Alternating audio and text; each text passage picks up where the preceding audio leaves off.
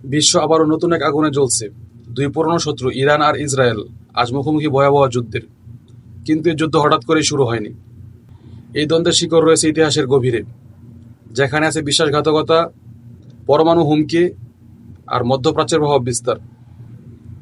তাহলে চলুন আজ জানি ইরান ও ইসরায়েল দ্বন্দ্বের প্রকৃত ইতিহাস, বর্তমান যুদ্ধ পরিস্থিতি আর ভবিষ্যতের ভয়াবহ সম্ভাবনা। সতর্কতার জন্য বলে রাখছি, এই ভিডিওটি রেকর্ড করা হচ্ছে 20 জুন 2025। বহু আগে ইসরায়েল আর ইরান ছিল ঘনিষ্ঠ মিত্র। 1948 সালে ইসরায়েল রাষ্ট্র গঠনের পর ইরান ছিল মধ্যপ্রাচ্যের প্রথম মুসলিম দেশ যারা ইসরায়েলকে অঘোষিতভাবে সমর্থন করেছিল। পারমাণবিক শক্তির ব্যবহার, গোয়েন্দা সহযোগিতা ইত্যাদি সব কিছুতেই তারা একে অপরকে সাহায্য করত। কিন্তু 1979 সালের ইরান বিপ্লব সব কিছু বদলে দেয়। ইরানের শাহকে সরিয়ে ক্ষমতায় আসে ইসলামিক রেভলিউশনারি সরকার, যারা ইসরায়েলকে শয়তানের রাষ্ট্র হিসেবে ঘোষণা করে।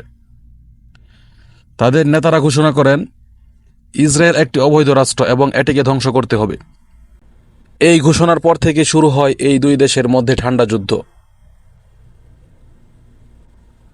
2000 সালের পর ইরান গোপনে পারমাণবিক বোমা তৈরির চেষ্টা শুরু করে। ইসরায়েল মনে করে যদি ইরান পরমাণু শক্তিধর হয়ে ওঠে তবে গোটা ইহুদি জাতি হুমকির মুখে পড়বে। এই আশঙ্কায় ইসরায়েল গোপনে শুরু করে অপারেশন অপরালিক্স, যেখানে ইরানের বিজ্ঞানীদের গোপনে হত্যা করা হয়, পরমাণু সাইটে সাইবার হামলা চালানো হয় এবং গোয়েন্দা সংস্থা মোসাদ ইরানের ভেতরে বহু এজেন্ট প্রবেশ করায়। 2015 সালে ইরান নিউক্লিয়ার চুক্তি স্বাক্ষর হলেও 2018 সালে ডোনাল্ড ট্রাম্প সেটা বাতিল করে দেন। এরপর থেকে দুই দেশের সম্পর্ক চূড়ান্তভাবে অবনতির দিকে যেতে থাকে। 2025 সালের জুন মাসে পরিস্থিতি ভয়াবহ মোড় নেয়। ইসরায়েল দাবি করে ইরান গোপনে পারমাণবিক অস্ত্র তৈরির চেষ্টায় লিপ্ত এবং সেই অভিযোগে তারা তেহরান, ইস্ফাহান ও নাটানজে বিমান ও ড্রোন হামলা চালায়। ইরান এর জবাবে ব্যালিস্টিক মিসাইল ও কামিকাজে ড্রোন দিয়ে ইসরায়েলের বিভিন্ন সামরিক ঘাঁটি লক্ষ্য করে পাল্টা হামলা করে। ইসরায়েলের আয়রন ডোম বেশিরভাগ মিসাইল আটকাতে সক্ষম হলেও কিছু জায়গায় ব্যাপক ক্ষয়ক্ষতি হয়। তেহরানে এই যুদ্ধের কারণে মারা যায় প্রায় 200-র অধিক মানুষ। ইসরায়েলের মৃত্যু সংখ্যা কম, কিন্তু আতঙ্ক ছড়িয়ে পড়ে পুরো দেশ জুড়ে। তবে দুই দেশের কোনো দেশই তাদের হতাহত এবং ক্ষয়ক্ষতির প্রকৃত কথা কাউকে বলেননি।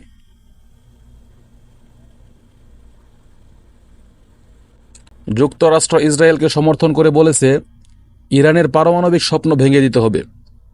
রাশিয়া ও চীন ইরানকে পরোক্ষভাবে সমর্থন করলেও সরাসরি তারা যুদ্ধবিরোধী অবস্থান নিয়েছে। ওমান, কাতার, সৌদি আরব এই যুদ্ধ বন্ধে মধ্যস্থতা করতে চাইছে। ইরান হুঁশিয়ারি দিয়েছে যদি হামলা বন্ধ না হয় তারা পারমাণবিক অস্ত্র তৈরির চুক্তি থেকে বেরিয়ে যাবে। অন্যদিকে ইসরায়েলও জানিয়ে দিয়েছে আমরা আমাদের অস্তিত্ব টিকিয়ে রাখার জন্য যে কোনো মূল্য দিতে প্রস্তুত।